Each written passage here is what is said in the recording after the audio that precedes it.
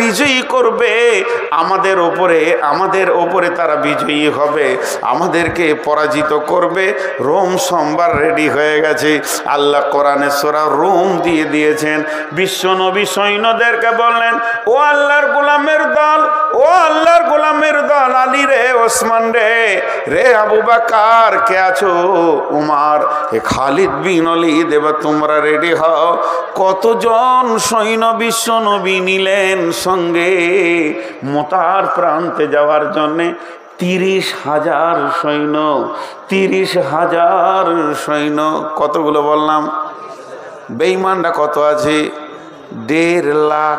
30,000 সৈন্য নিয়ে মদিনা থেকে সফর শুরু করে দিলেন। আর মদিনা থেকে যখন সফর শুরু হলো, রাস্তাটা কয় কিলোমিটার ছিল? জি বলেন, কে বলতে পারবে? রাস্তাটা কয় কিলোমিটার ছিল?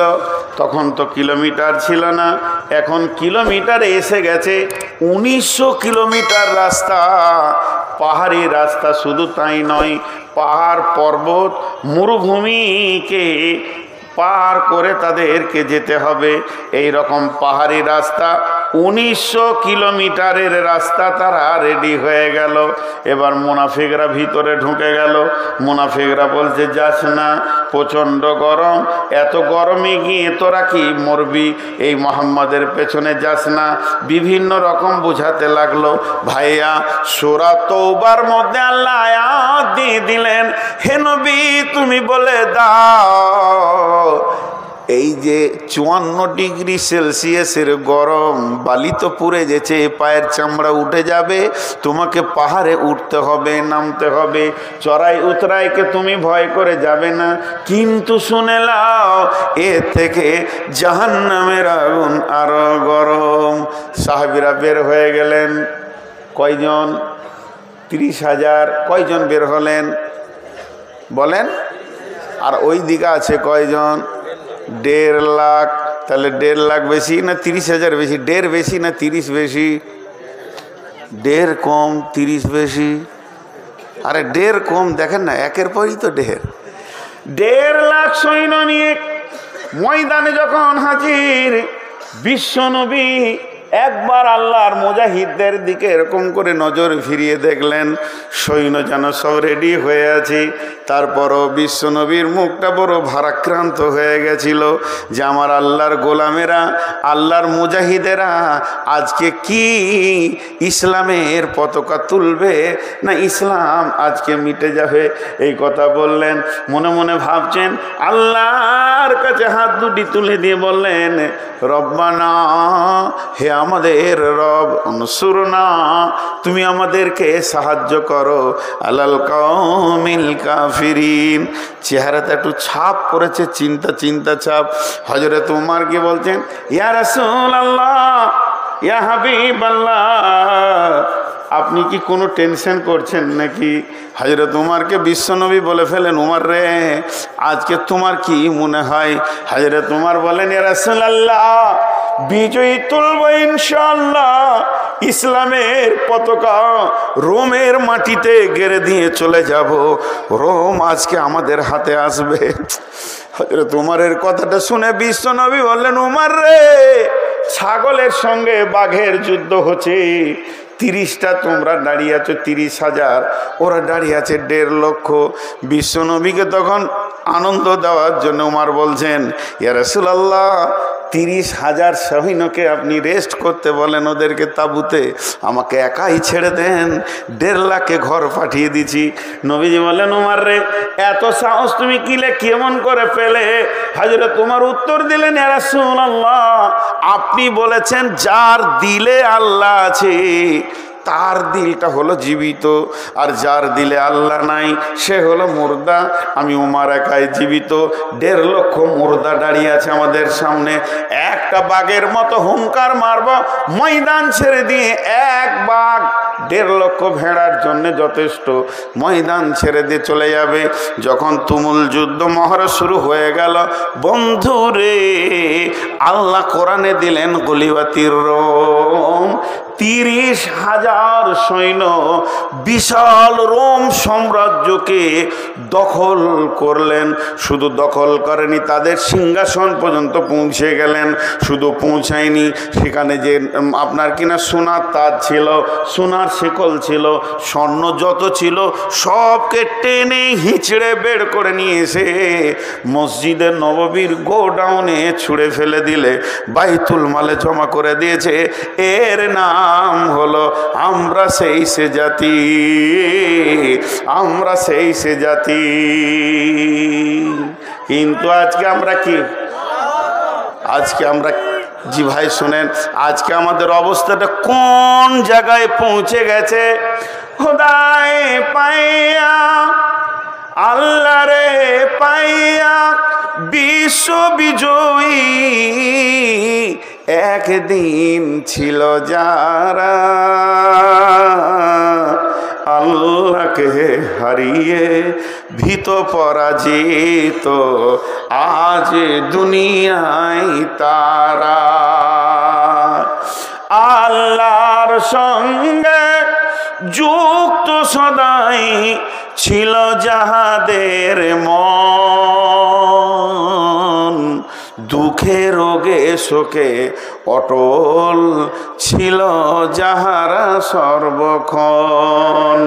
এসে শয়তান ভোগ বিলাসের, ভাষাটা শোনেন কবি নজরুলের, এসে শয়তান ভোগ বিলাসের কারিয়া নিয়েছে ইমান তাদের, আল্লাহকে হারায় মুসলিম আজ হয়েছে সর্বহারা।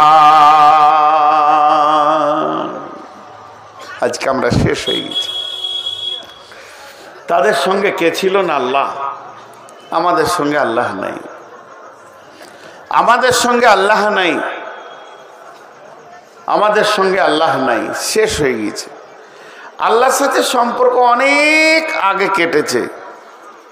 আল্লাহকে সাক্ষী রেখে একটা কথা বলছি, আজকে পবিত্র মজলিসে বসে আছেন, একটু বেঈমানি কথা বলবেন না, আপনারাও, আমিও বলবো না। আজকে আমার আল্লাহ আমাকে তৌফিক দিয়েছেন, এশার নামাজ 2 রাকাত রাস্তায় সফরের পড়েছি। আমি এশার নামাজ 2 রাকাত পড়েছি, তাই হাত তুললাম। আপনারা এশার নামাজ পড়ে কে কে বসেছেন হাত তুলেন। আর বাকি কটা মার কি সাধে পড়ছে গো?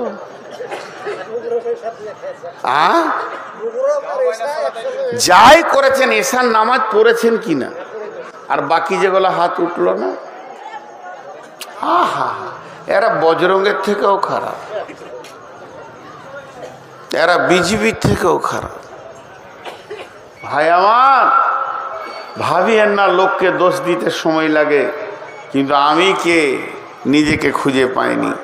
চলেন, সেই রোম সম্রাট চলে আসলো জেরুজালেম। বেশি সৈন্য যায়নি, শুধুমাত্র হযরত ওমর একা গেছিলেন। জেরুজালেম বেঈমানদের হাতে ছিল, পাদ্রীদের হাতে ছিল, খ্রিস্টানের হাতে ছিল। জেরুজালেম শাসন হতো খ্রিস্টানদের মতবাদে। কিন্তু হযরত ওমর যখন তৌহিদের দাওয়াত নিয়ে পৌঁছিয়ে দিলেন, তৌহিদের দাওয়াত নিয়ে তোমরা জেরুজালেম পৌঁছে যাও, তখন তারা জেরুজালেমের যারা সৈন্য ছিল, মুসলিম সৈন্যদেরকে তারা কেল্লায় আবদ্ধ করে দিল এবং বলল যে তোমার যতদিন না আসবে তোমাদের ছাড়া হবে না। পত্র দ্বারা হযরত ওমরকে চিঠি লেখা হলো, ওমর তুমি একবার জেরুজালেমের মাটিতে পা দাও, তুমি জেরুজালেমে আসলে তোমার সঙ্গে বসে আমি একটা আলোচনা করে নিব, কারণ তুমি হচ্ছো বিশাল সাম্রাজ্য, 2200 বর্গ কিলোমিটার মানে অধিপতি, কিংবা 18 লক্ষ বর্গ কিলোমিটারের অধিপতি জেরুজালেম। আমি তো একটা ছোট দেশ নিয়ে বাস করছি। হযরত ওমর যখনই চিঠিটা পেয়ে গেলেন, সঙ্গে সঙ্গে তিনি আসলামাকে ডাকলেন। আসলামা ছিলেন তার রাজ ভান্ডার থেকে দেওয়া একটা খাদিম। তিনি হচ্ছেন মুসলিম জাহানের খলিফা, তিনি হচ্ছেন দ্বিতীয় খলিফা।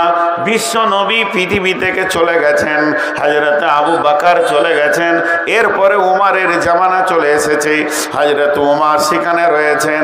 এমন সময় আসলামা একটা উটকে রেডি করে নিয়ে এসে বললেন, হুজুর চলেন, এখন যেতে হবে জেরুজালেম। হযরত আসলামা যখন উটটা আনলেন, উটের উপরে চেপে নিলেন কে? হযরত উমার।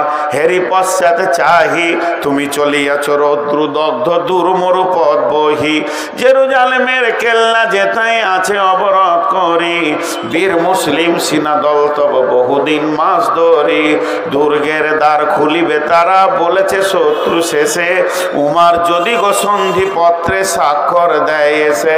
হায় রে আদেক ধারার মালিক আমিরুল মুমিনিন, শুনেছে খবর একা একই উঠে চলেছে বিরামহীন, সাহারা পাড়াইয়ে ঝুলিতে দুখানা শুকনো খুবজ রুটি, একটি মশকে এতটুকু পানি খোরমা 2-3 মুঠি, প্রহরীবিহীন সম্রাট চলে একা উঠে চোরি, চলেছে মাত্র একটি গোলাম উটের রশি ধরি, মরুর ঊর্ধ্ব আকাশে সূর্য আগুন বৃষ্টি করে, সেই সে আগুন তাতে কই সম ফুটে বালুকার মরু পরে, কিছু দূর যেতে উট হতে নামি কহিল গোলামের ভাই, পেরেশান বড় হইয়াছ চলিয়া এইবার আমি যাই, উটের রশি ধরিয়া অগ্রে উঠে বস উঠে, তপ্ত বালুতে চলে যে চরণে রক্ত উঠেছে ফুটে, গোলাম 2 হাত ধরে চুমি কাঁদিয়া কহিল উমার এখন এই আদেশ করেন কেমনে আপনি, গোলাম রহিবে উটের পিঠে আরাম করিয়া বসি, আর হেঁটে যাবে খলিফা উমার ধরিয়া উটের রশি। খলিফা হাসিয়া বলে, তুমি জিতে গিয়ে বড় হতে চাও ভাই রে, এমনই চলে রোজ কিয়ামতে আল্লাহ যেদিন বলিবে উমার রে, করিনি খলিফা মুসলিম জাহানের তরে সুখ তরে তোরে, কি জবাব দিব কি করিয়া মুখ দেখাবো রসুলের ভাই, আমি তোমাদের প্রতিনিধি মাত্র, মোর অধিকার নাই, আরামে সুখের মানুষ হইয়া মানুষের নিতে সেবা, ইসলাম বলে সকলে সকলে সমান, কে বড় ক্ষুদ্র কে বা, উমার চড়িল গোলাম চড়িল উটের পিঠে, উমার ধরিল রশি, মানুষের স্বর্গে তুলিয়া ধরিয়া ধুলাই নামিল শশী, এই অবস্থায় যখন যাচ্ছে খলিফা উটের রশি ধরে আছে, গোলাম উটের ওপরে চেপে আছে, এখন জেরুজালেমের কোম্পানি মেজর জেনে নিয়েছে, চলো চলো চলো বর্ডারে যায়, বিশ্ব একটা বিরাট বড় দেশের মালিক আমাদের দেশে আসছে, তাকে সুস্বাগতম দিব, স্যালুট জানাবো। কোম্পানি মেজর সৈন্য নিয়ে গিয়ে বর্ডারে অপেক্ষা করছে, দেখছে বহু দূরে একটা উট, তার সামনে কোনো আর প্রহরী নাই, কোনো সিকিউরিটি নাই, কোনো গার্ড নাই, কোনো বন্দুকওয়ালা কিছুই নাই, তিনি একাই আসছেন। 18 লক্ষ 22 লক্ষ বর্গ মাইলের যিনি শাসনকর্তা, শুধুমাত্র একটা উট, আর উটের লাগাম ধরে একজন হাঁটছে। আস্তে আস্তে যখন কাছে পৌঁছালো, জর্ডান নদী পার হবে, বর্ডার পার হবে, কোম্পানি একটা জোরে স্যালুট মারলো। মেজর স্যালুট মারার পর বলছেন, আদব নেবেন জাহাপনা, আমাদের দেশে আসার জন্য আমরা অনেক আনন্দিত হয়েছি, আপনাকে সুস্বাগতম দিচ্ছি আমাদের দেশে।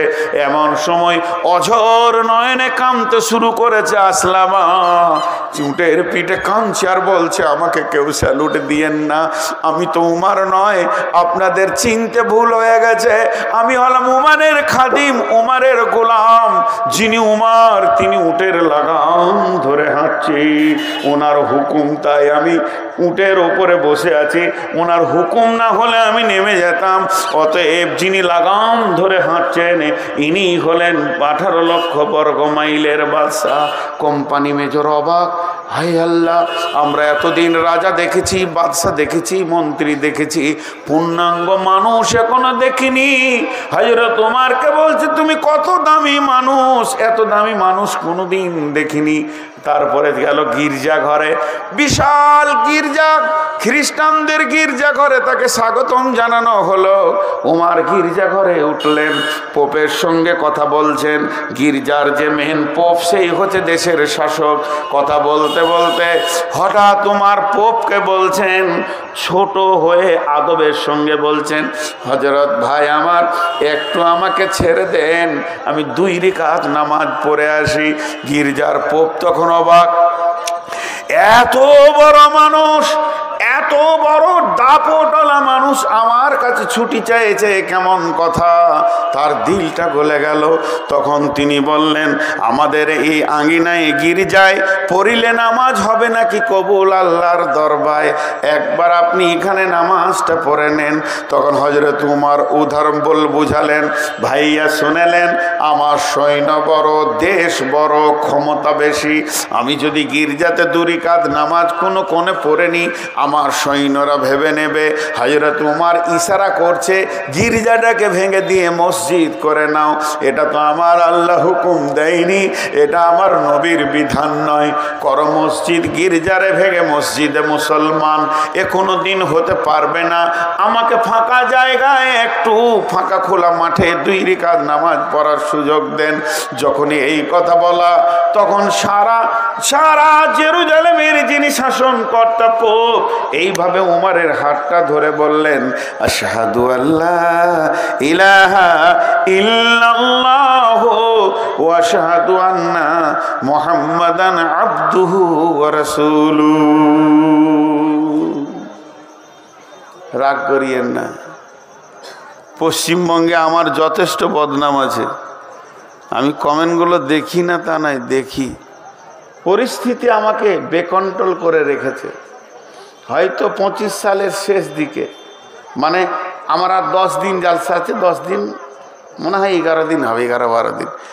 যাক, 1 মার্চ আমার শেষ জালসা। এবছরকার মতো গুটিয়ে গেল। এপ্রিলে 10-20টা যায় আছে, এবছরকার মতো গুটিয়ে গেল। আগামী সিজনে হয়তো বেঁচে থাকবো কি দেখতে পাবেন, ফিলটা আল্লাহ জানে না। আল্লাহ জানেন, আমি জানি না। আল্লাহ জানেন আমি এই ফিলটা থাকবো কিনা। একটা কথা বলে যাচ্ছি,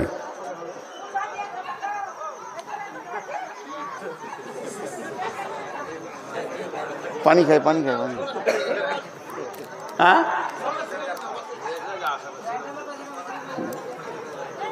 আমি তা বলছি না। মেয়েগুলো এত চিল্লাইছে, আমাকে ভয় লাগছে যে বোম এনেছে নাকি,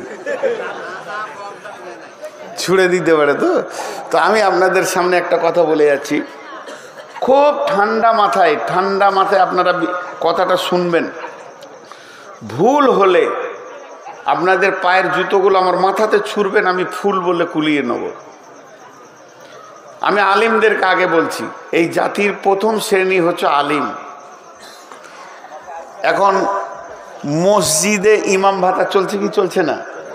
জায়েজ না জায়েজ বলবো না, আমার ক্ষমতা নাই, ফতোয়া দিতে পারবো না, চলছে। তো একটা এলাকায় থানাতে মনে হয় একটা করে ইমামকে লিডার বা নেতা করা হয়েছে। কথা বলেন, হয়েছে কি হয়নি? এখন কোনো ইমাম যদি মসজিদ চেঞ্জ করছে, তোর নামটাও চেঞ্জ করতে হচ্ছে, এই সমস্যায় রয়েছে। তো তার কাছে যেতে হবে। তার সাথে আবার ব্লকের, তারপরে আপনার MLA-র সব একটা নেটওয়ার্ক করা আছে, সরকারিভাবে দেওয়া আছে। আচ্ছা, ও ঘোষ খেছে কি খেছে না? ওকে যদি পঞ্চায়েতে প্রদান করা হয় একটা মসজিদের ইমামকে, আর তার পেছনে যে মুসল্লি কটা নামাজ পড়ছে, তারা যে কোন সুখে পড়ছে আল্লাহ জানে। বলেন, মুসলমানদের প্রথম শ্রেণীটার অবস্থা বললাম। ঘোষ খেছে মসজিদের ইমাম। আজকে গোটা ভারতটায় যত হিন্দু, জৈন, খ্রিস্টান, বৌদ্ধ, শিখ আছে, সবাইকে গদি থেকে নামিয়ে দিয়ে মৌলবি কটাকে যদি খালি MLA, MP আর মন্ত্রী করে দেওয়া হয়, এরা যত ঘোষ খাবে এরাও তো খায়নি। তাহলে কোন সুখে আমাদের কিন্তু থাকতে দিবে? আমরা আমাদের লিগগুলোকে খুঁজে পেছি না। রাগ করলে নাকি রে ভাই? হ্যাঁ, পানি খাই। আমি পানি খাচ্ছি না, জিভ ভিজাচ্ছি। আপনাদের আমার কথাটা বিরক্ত লাগলো, খারাপ লাগলো? এবার চলেন, সমস্ত জাতির নেতাদের কথা বাদ দেন। ওদের দলিল নাই, আল্লাহ নাই, রসুল নাই, কোরআন নাই, হাদিস নাই। দলিল নাই, আল্লাহ নাই, রসুল নাই, কোরআন নাই, হাদিস নাই। যা পারবে খাগা, সুদ, বাটপাড়ি, জুয়ো, চাঁদা, মদ, বিড়ি, গাঁজা যা খাবে খাগা। কিন্তু মুসলিম যে কটা নেতা ভারতবর্ষে আছে, এরা কি সরকারকে দেখাতে পেরেছে যে আমরা মুসলিম, 1 টাকা ডান দিকে বাঁ দিকে করবো না, সব সরকারি কাজ করব। আমরা হারাম খাই না, আমরা হালাল খোর, আমাদের কাছে মদ কিছু থাকবে না, জুয়ো তাস থাকবে না। না, এরা মাতাল কটাকে নিয়ে ঘুরে বেড়ায়। আচ্ছা, তাহলে এদেরকে আর রাখা ঠিক আছে? হাজি ভাই, সহজ করে একটা উদাহরণ দিই। আমার দেহ এখানে একটা ঘা হয়েছে, কটকট কটকট কটকট কটকট, যে ডাক্তার বলছে ওষুধ খা, 2 দিন ওষুধ দিলে কিন্তু কটকট কটকট, ওষুধ থামাইতে পারলে না, আবার 2টো ইঞ্জেকশন দিলে, ডাক্তার টিপে দেখলে না, ইঞ্জেকশন দিই, কটকট কটকট, ওষুধে হলো না, ইঞ্জেকশনে হলো না, ভিটামিনে হলো না। যখন কিছুতেই হবে না ডাক্তার, তখন ওটাকে কেটে সরিয়ে ফেলে দিই, ওটা তোর দেহ লয়। তোর দেহ হলে শান্তিতে থাকতো।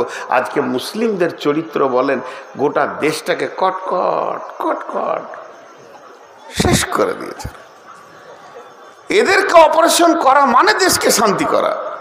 আমি আপনাদের বিরুদ্ধে বলছি না, আসছে আমার 2য় স্টেপ আসছে, এটা প্রথমটা যাচ্ছে, একটু ধৈর্য ধরেন। এরপর আল্লাহ বলছেন, বিসমিল্লাহির রহমানির রহিম, কুল ইন কানা আবাউকুম ওয়া আবনাউকুম ওয়া ইখওয়ানুকুম ওয়া আজওয়াজুকুম ওয়া আশীরাতুকুম ওয়া আমওয়ালুন ইকতারাফতুমুহা ওয়া তিজারাতুন তাখসাউনা কাসাদাহা ওয়া মাসাকিনু তারদাউনাহা আহাব্বা ইলাইকুম মিনাল্লাহি ওয়া রাসূলিহি ওয়া জিহাদিন ফি সাবিলিহি ফাতারাব্বাসু হাত্তা ইয়াতিয়াল্লাহু বিআমরিহি ওয়াল্লাহু লা ইয়াহদিল কওমাল ফাসিকিন। আল্লাহ এরকম ফাসিকদেরকে কোনোদিন হেদায়েত দেন না। এবার আল্লাহ শেফার ওষুধ দিচ্ছেন, ওরে আমার গোলাম রে, আয়, তোরা যদি বাঁচতে চাস তোদেরকে আমি ঠিকানা দিচ্ছি। বিসমিল্লাহির রহমানির রহিম, ফালিয়াবুদু রাব্ব হাযাল বাইত। ওই ঘরটা যে রয়েছে, এই যে সিমেন্ট দেয়া ঘাড়া 2টা পিলার, এই যে দরজা, ওই ঘরের মালিকের নাম বলেন। এই ঘরটা আব্দুল জব্বারের, এই ঘরটা জমিরুলের, এটা সফিরুলের, এটা শফিকের, এটা মফিকের, এতগুলো ঘরের মালিকের নাম আছে। মসজিদটার মালিককে, এই মালিকের নাম হচ্ছে আল্লাহ। আল্লাহ তাবারাক ওয়া তাআলা বলছে, তোরা বাঁচবি, তোদের পিঠের চামড়া কেউ নিতে পারবে না। একটা কাজ কর, ফালিয়াবুদু রাব্ব হাযাল বাইত, এই ঘরের মাবুদের পায়ের কাছে তোরা উবুর হয়ে পড়ে যা, আর ডুকরে ডুকরে কাঁদ। একবার আল্লাহকে রাজি করেলে সেকেন্ড লাগবে না, বিশ্বটা তোদের হাতে দিবে। যেমন তোদের পূর্বপুরুষেরা রোমকে দখল করেছে, জেরুজালেম দখল করেছে, বাহরাইন দখল করেছে, সাহাবীরা যেদিকে হেঁটেছে জয় আর জয়কার, জয় আর জয়কার, কোথাও ফিরে আসেনি। কেন? তারা আল্লাহকে সঙ্গে নিয়েছে। বন্ধুরা আমার, আবু জাহেল, আবু সুফিয়ান আর উমাইয়া বেঈমানেরা কোনদিন বিশ্ব নবীর সঙ্গে লড়াই করে যখন পারছে না, তখন তারা গোয়েন্দা পাঠালো, যা তোরা সাহাবীদের ভিতরে থাকগা। মুনাফিকরা এসে সেখানে থাকতে শুরু করে। কি করে কেমন করে অস্ত্র চালায়। হযরত আলীকে যখন দেখা যায় জিহাদের ময়দানে, মনে হয় সিংহের মুখ দেখছি। উমারকে দেখলে মনে হবে পাগলা সিংহ দাঁড়িয়ে আছে, কলিজাটা চাবিয়ে খেয়ে নেবে। এই লোকগুলি এত ভয়ানক, জিহাদের ময়দানে একবার দাঁড়ালে এদের চোখের ভিতর দিয়ে অগ্নি শর্মা চলতো, আর মুনাফিকরা বেঈমানেরা থরথর করে কাঁপতো। তাহলে এরা এমন হলো কি করে? এই ট্রেনিংটা তো আমাদেরকেও নিতে হবে। গোপনে তারা সাহাবীদের সঙ্গে বেশ কিছুদিন থাকতে লাগলো।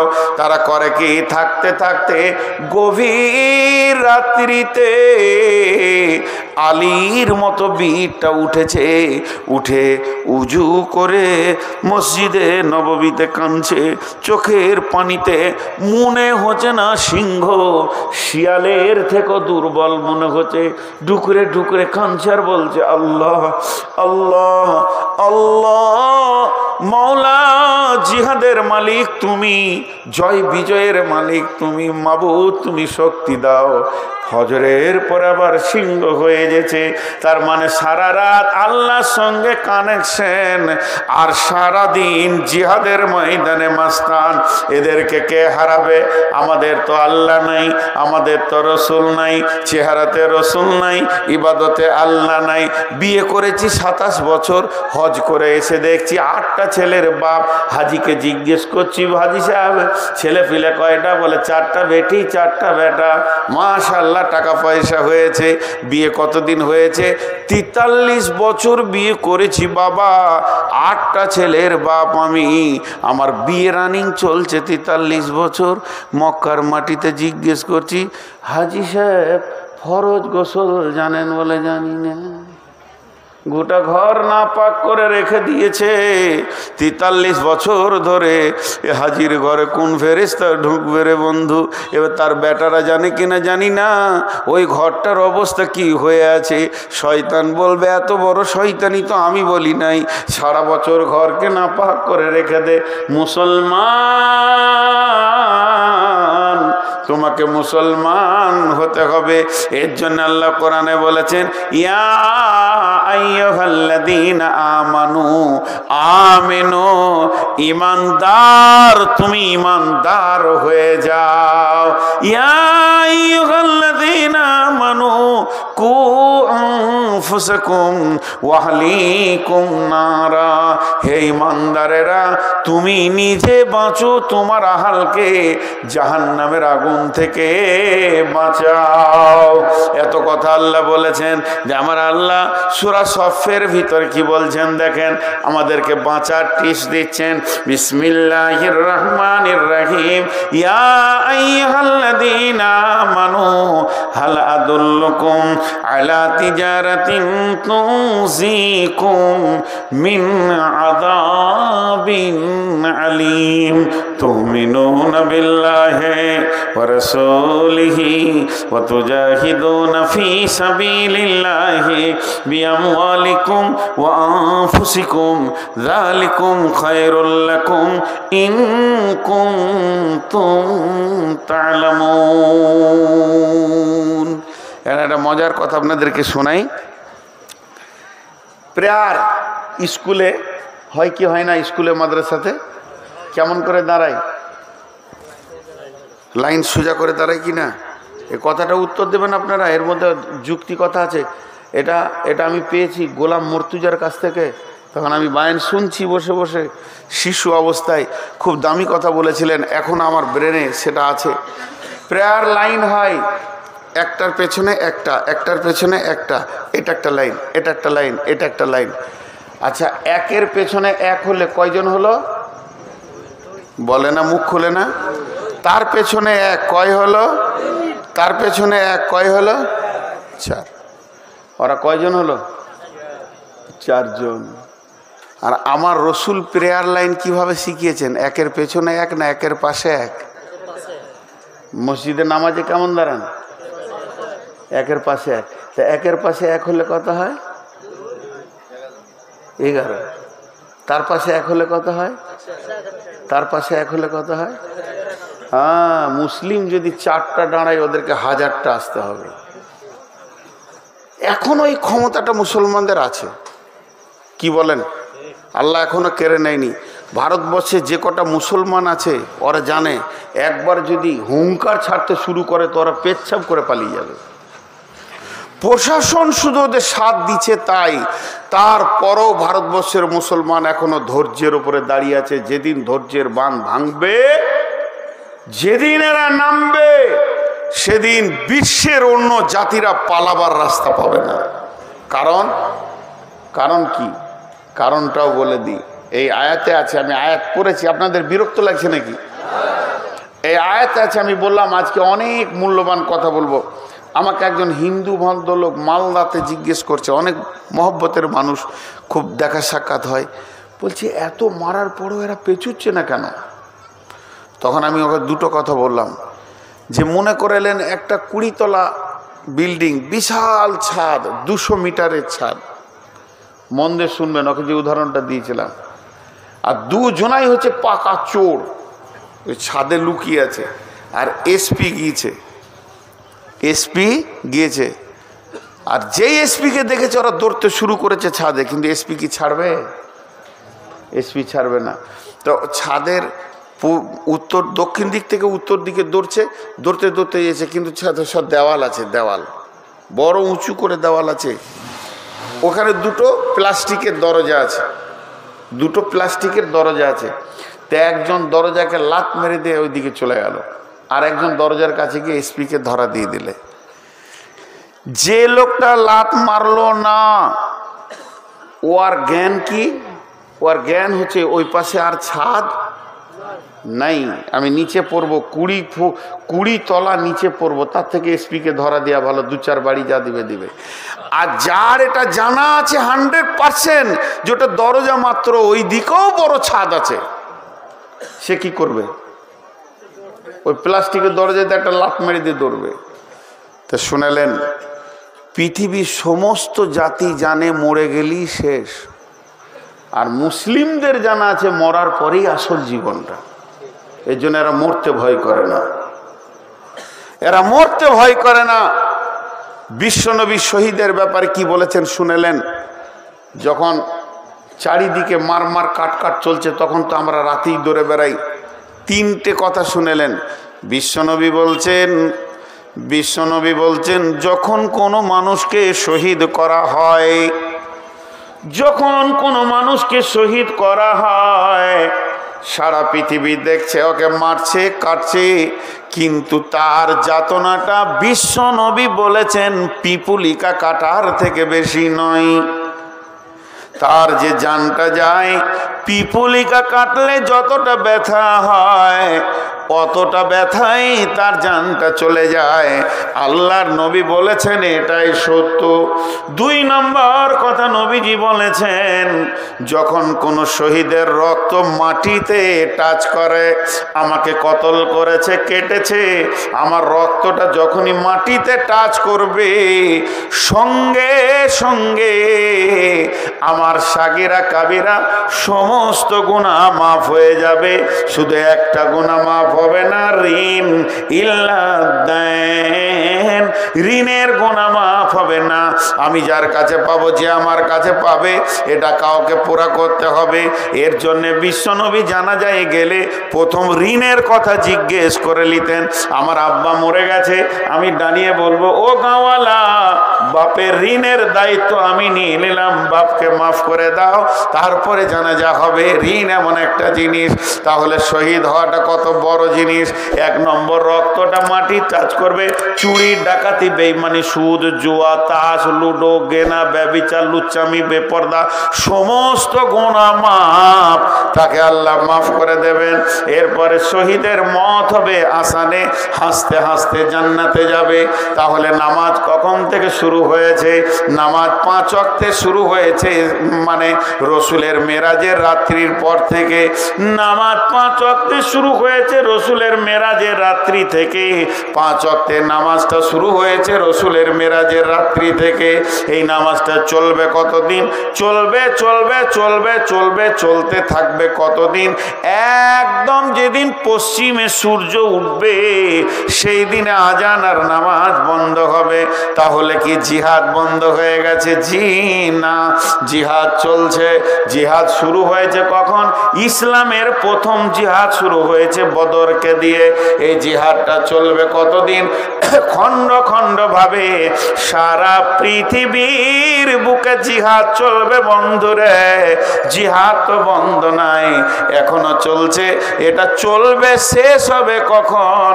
যেদিন ঈসা আলাইহিস সালাম আর ইমাম মেহেদী আর ইমানদার ইমানদাররা মিলে হাই দাজ্জালকে শেষ করবে। ওই দিন জিহাদ শেষ হবে। তার আগে এই যত শহীদ হচ্ছে রাস্তাঘাটে, এই যারা মেরে ফেলছে, এগুলো সব শহীদের দরজা পাবে। আপনি ভাবিয়েন না যেগুলো ফালতু চলে যাচ্ছে, এই রক্তগুলো শহীদের দরজা পাবে। এখন বলেন ভারতের মুসলমান আছে কেমন? খুব ভালো আছি। আমরা বদরের ওহুদের প্রান্তে দাঁড়িয়ে আছি। কথা ঠিক না ভুল? কখন জান যাবে আর কখন জান নিতে হবে এর কোনো ঠিক নাই। আমরা বদর ওহুদের প্রান্তে দাঁড়িয়ে আছি। তাহলে জিহাদের ময়দানে দাঁড়িয়ে থাকলে যে নেকি ভারতবর্ষের মুসলমানদের, সেই নেকি বর্তমানে চলছে। আর আল্লাহ এখন কি করছে? আল্লাহ বিরাট ম্যাজিক খেলছে। ম্যাজিক জি, কেন বলেন তো? নগদ, ধার লয়, নগদ দিচ্ছেন আল্লাহ।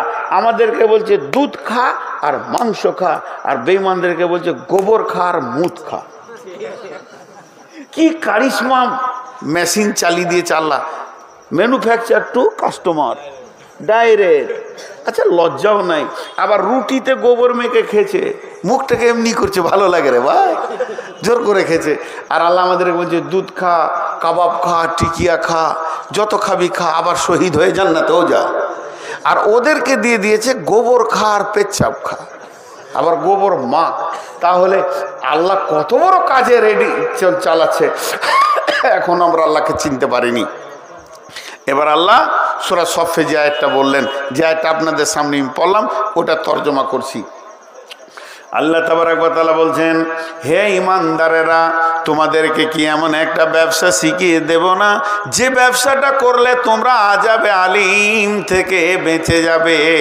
আযাবে আলিম ফিদ দুনিয়া, আযাবে আলিম বিল আখিরা। দুনিয়ার আযাব, আখিরাতের আযাব থেকে নিজেকে মুক্তি করে নেবে, বাঁচিয়ে নেবে। এমন একটা ব্যবসা তোমাদেরকে কি শেখাবো না? আল্লাহ বলছে, তাহলে শুনে লাও ওই ব্যবসাটা কি। প্রথম নম্বর হলো তুমিনুনা বিল্লাহি, দ্বিতীয় নম্বর হলো ওয়া রাসূলিহি, তোমরা আল্লাহর উপরে ঈমান আনো। তাহলে এখানে তো আমরা ঈমানদার, আমাদেরকে তো আর ঈমান আনাতে হবে না, গোসল করে নতুন করে কালেমা পড়তে হবে না। তার মানে আমাদের ঈমানের কমজোরি হয়ে গেছে, হালকা হয়ে গেছে, ঈমানের লোভ পেয়ে গেছে। এটাকে 100% আমাদেরকে বাড়িয়ে নিতে হবে। আল্লাহর কাছে কেঁদে কেঁদে কেঁদে কেঁদে আল্লাহকে রাজি করতে হবে। তারপরে কি করতে হবে? ও রাসূলিহি, রসুলকে নিজের বডিতে আনতে হবে। খাওয়াতে, উঠাতে, বসাতে, পেশাবে, পায়খানায়, শোয়াতে, বিছানাতে, স্বামী স্ত্রী মিলনে, গোসলে, ছেলে মানুষ করা থেকে নিয়ে হায়াত থেকে মত পর্যন্ত রসুলের সুন্নতকে কবুল করে নিতে হবে। যখন আমার সঙ্গে আল্লাহ থাকবে, যখন আমার চেহারাতে রসুল থাকবে, এরপরে আমার আল্লাহ হুকুম দিচ্ছেন ওয়াতুজাহিদুনা ফি সাবিলিল্লাহ। এবার তুমি আল্লাহর রাস্তায় বের হয়ে চলে যাও। বিআমওয়ালিকুম ওয়া আনফুসিকুম, নিজের জান এবং নিজের মাল নিয়ে। যালিকুম খায়রুল লাকুম ইন কুনতুম তা'লামুন। আগে আমাদেরকে আল্লাহর হতে হবে। জি, আমাদের বোলপুরে ওই দেখবেন, আমাদের বোলপুরে কেন বলবো, আপনাদের উমরপুরেও দেখেছি। একদিন রাত্রিবেলায় অনেক রাতে জালসা করে জঙ্গিপুর থেকে এলাম, তো চায়ের দোকানে গিয়ে চা খাবো।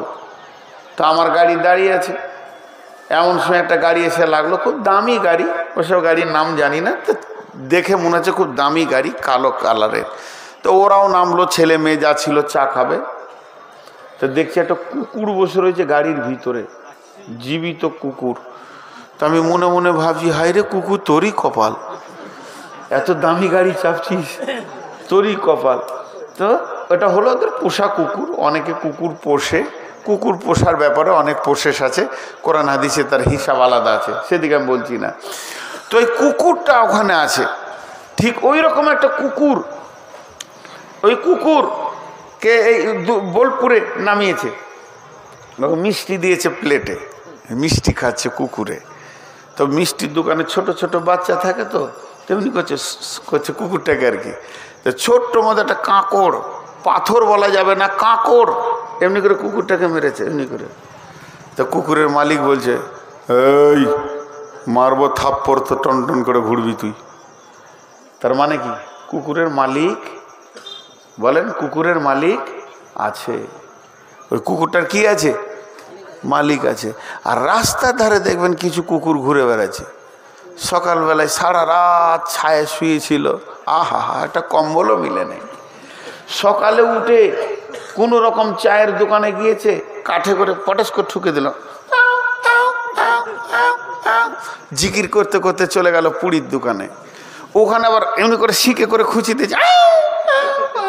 গরম শিখ ছিল, চলে গেল আরেক জায়গায়। ওখান থেকে লাত খেয়েছে, এখানে গেল।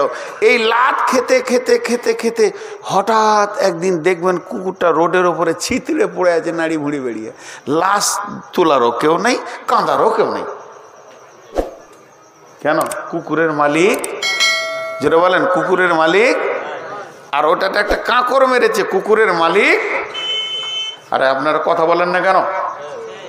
এতগুলো লোক একবার যদি মুখ খুলেন তো কত ভালো লাগে।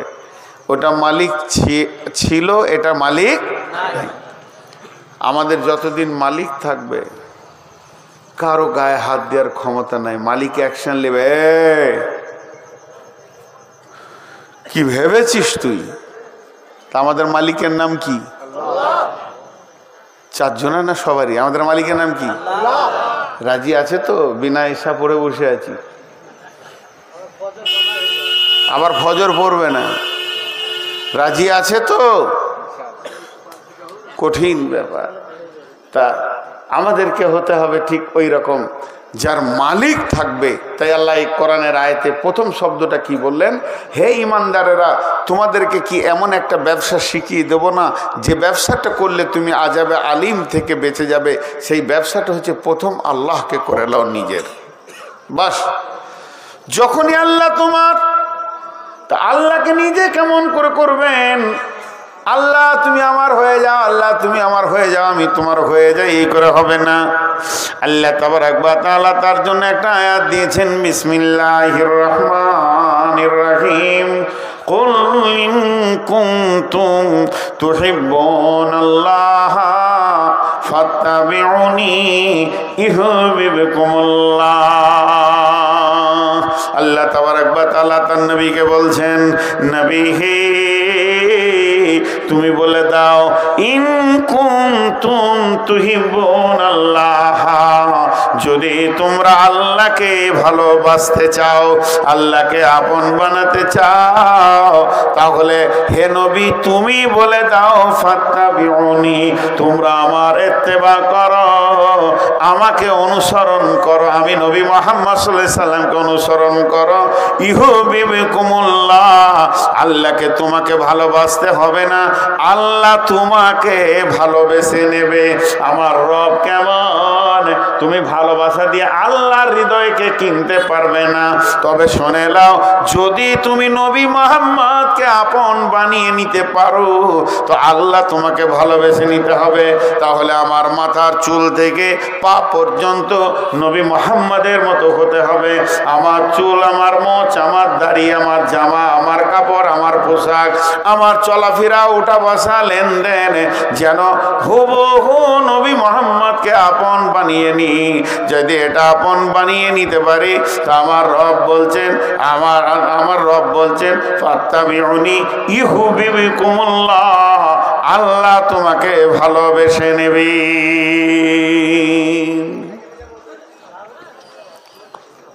আসলে আজকে ক তারিখ ভাই? আজ আমার জলসা কিষানগঞ্জে, কিন্তু এখানে আছে এই জন্য লোক উঠে যায়। লোক ভাবছে যে তোরও হুঁশ নাই। জি আচ্ছা, আমি আর বেশিক্ষণ আপনাদের কাছে থাকি না, 2-5 মিনিট আপনারা একটু বসেন, কারণ এটা তো মাদ্রাসার জলসা, আর মাদ্রাসাটা সামনে রাখতে হবে। উঠিয়ে না, 2-5 মিনিট বসেন। আমি ঠিক অল্প সময়ই ছেড়ে দিচ্ছি, আপনাদের কাছে বেশি সময় আর নিব না। আজকে যে বিষয়টা নিয়ে আলোচনা করলাম, সর্বসাকুল্যে একটাই কথা, আল্লাহকে রাজি করলে দুনিয়া রাজি হয়ে যাবে।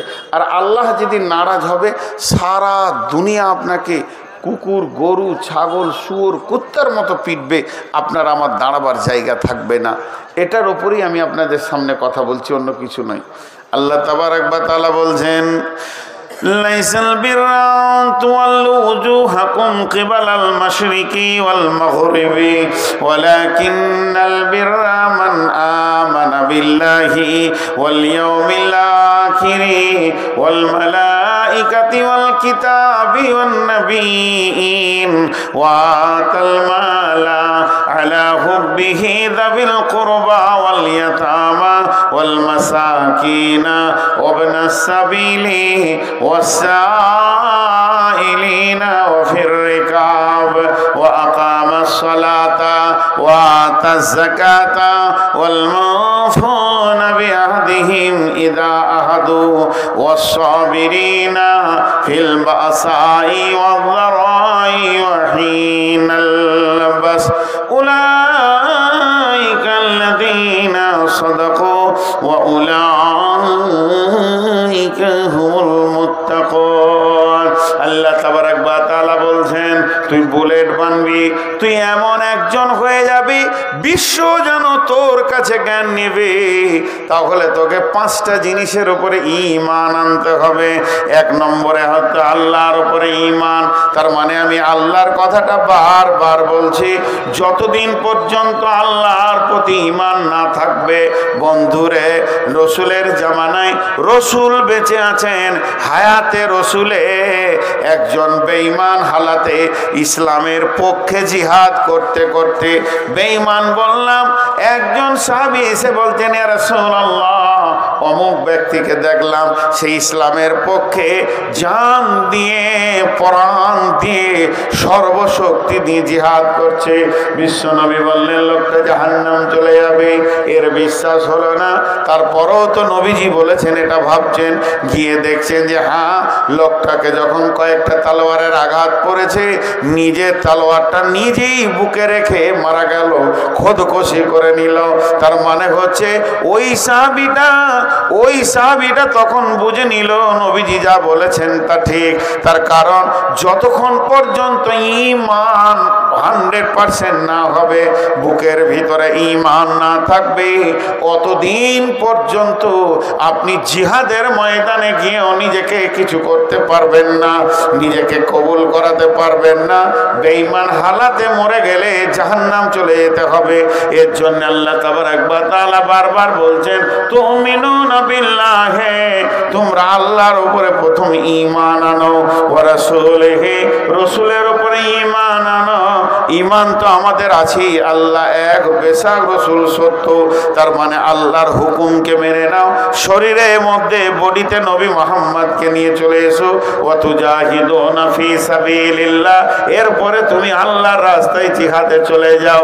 দিন আসবে পঞ্চায়েতে, দিন আসবে থানাতে, দিন আসবে, ইসলাম আসবে জেলাতে, রাজ্যে, দেশের ইসলাম চলে আসবে। তখন তুমি যেদিকে যাবে জয় জয়কার দেখবে। তবে যদি তোমার নিজের কাছে দিন না থাকে, তোমার নিজের কাছে যদি আল্লাহর প্রতি বিশ্বাস না থাকে, তুমি যদি নামাজে হাজিরি না দিতে পারো, তোমার দ্বারা দিন কায়েম করা সম্ভব হবে না। জি ভাই, খুব লোক উঠতে শুরু করেছেন। আমি আপনাদের কাছে 6টা মিনিট চেয়ে নিচ্ছি, 6 মিনিট, 5 আর 1 6। আমি ঘড়ি দেখেছি, আপনারাও ঘড়ি দেখলেন। আমি ঘড়ি দেখেছি, আপনারাও ঘড়ি দেখলেন। আমি 7 মিনিট বসাবো না, হাত দুটো ধরে বলছি 6 মিনিট আগে কেউ উঠিয়েন না। আল্লাহর রাস্তে, আল্লাহর গোলাম, উঠিয়েন না, 6টা মিনিট বসেন। এই যে মাদ্রাসা, এই মাদ্রাসার জন্যে 1000, 2000, 500, 1000 রেডি করেন।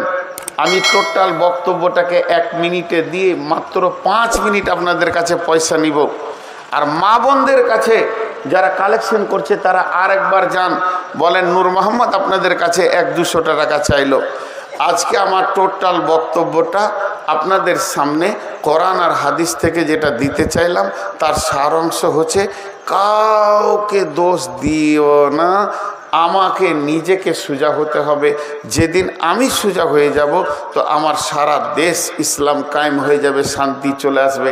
কারণ আমার মধ্যে যদি ত্রুটি থাকে, জি ভাই, যে ট্রাক্টরটা নিয়ে আপনি চাষ করবেন, যে গাড়িতে চেপে শ্বশুর বাড়ি যাবেন, তারই তো ভোলপিন নাই, তার পাম্প নাই, তার নিজে খারাপ। তাহলে আমি যদি নিজে খারাপ হই, কয়লা দিয়ে যেমন কাপড় সাফ করা যায় না, তেমনি বেঈমান দিয়ে ইসলামকে আনা যায় না। অতএব আমরা সকলে যদি আল্লাহকে রাজি করি, একজনকে, তো আল্লাহ আমাদের হাতে সারা দুনিয়াকে তুলে দেবেন। এটাই ছিল আজকে আমার বক্তব্যের বিষয়কে আমি সমাপনী দিলাম। কিন্তু আপনাদের কাছে আমি 1000 করে কয়েকটা লোকের কাছে চাইছি, যে কটি লোক বসে আছেন, আরে এখনও যা লোক আছেন, এতটা লোক কোনো জালসাতেও আবার হয় না। এমনও জালসা আছে যেখানে যাই, প্রত্যন্ত পাড়া গ্রাম, ছোট গ্রাম, দেখা যায় যে লোক কম। আল্লাহর গোলাম কেউ আছেন একটা 1000 টাকা দেনেওয়ালা? 1000 টাকা দেনেওয়ালা এরকম 10-20, আমি 10-20 হাজার চাইনি। কেন চাইছি না? সময় অনেক পেরিয়ে গেছে, সেরকম চাওয়ার মতো বড় কিছু নেই। কেউ আছেন 1000 টাকা দেনেওয়ালা? আল্লাহর গোলাম, মাশাল্লাহ মাশাল্লাহ, দেখেন 3000 দিয়েছেন মা আব্বার জন্য। দেখেন আমি 1000 চেয়েছি, উনি 3000 দিয়েছেন। আর কেউ আছেন ভাই আমার? মাশাল্লাহ, আমি দোয়া করব। কত আছে? আচ্ছা, নিয়তটা আপনি করেন। 10,000 আছে। বড় মা, বড় আব্বা, বাপ মা সবকে মিলিয়ে উনি 10,000 টাকা দিয়েছেন। আরে ভাই, আমি ভাবছিলাম 10,000-এর লোক সব শেষ হয়ে গেছে। আসলে আমাকে অনেকে ভালোবাসে, তারা হয়তো অপেক্ষা করেছে। আর কেউ আছেন ভাই আমার? আর কেউ আছেন এরকম? 5,000, 10,000, 1,000, 2,000 দেনেওয়ালা আল্লাহর গোলাম? জি, কেউ আছেন? এই আল্লাহ, একজন দিয়েছেন 3,000, একজন 10,000, 13,000 আমার হাতে। মাবুদ, এই দানগুলি তুমি কবুল করে নাও। যে যা নিয়তে দান করেছে, নিয়তকে তুমি পুরা করে দাও। মা আব্বা, বড় বাপ, বড় মা, আবার মা বাপ, তাদের নিয়তের মালিক তুমি। তুমি তো জানো কেন দিয়েছে, কত দিয়েছে, কার জন্য দিয়েছে। আল্লাহ, তুমি দানগুলো কবুল করো। নিশ্চয় তোমাকে ভালোবাসে বলি নিজে দেখেছে মাবুদ।